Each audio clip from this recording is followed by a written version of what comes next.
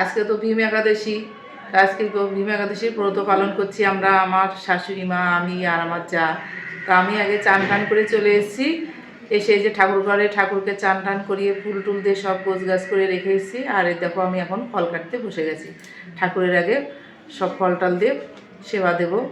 আর সারাদিন এই আমাদের একবারই ফল সাবু খাওয়া আজকে।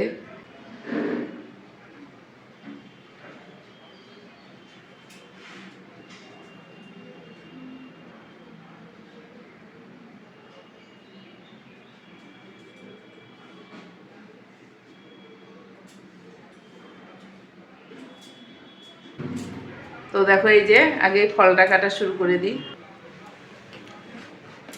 পেঁপেটা কিন্তু অনেক বড় এনেছি। দেখ পেঁপেটা সুন্দর তো মা, তাই না বলো?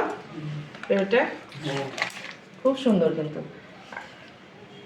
অনেক রকমের কিন্তু ফল এনেছি কিন্তু বাবা। তারপরে সাবুটা ভেজাতে হবে। এই সব ফলগুলো কেটে ঠাকুরকে ভোগে দেব।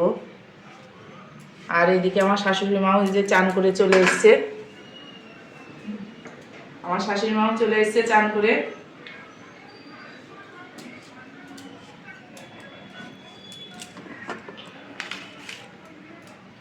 এত বড় তরমুজ দেখো কি করে কাটবো আমি, বাবা এ তো কাটতে ভয় পাচ্ছি। দেখো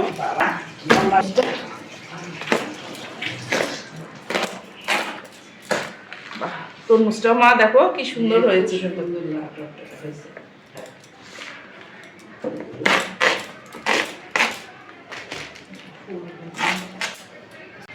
আগে সব অল্প অল্প করে কেটে মা দেবো তো ঠাকুরকে সব।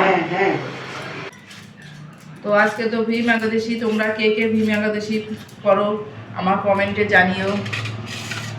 আর সবাই ভালো থেকো, সুস্থ থেকো।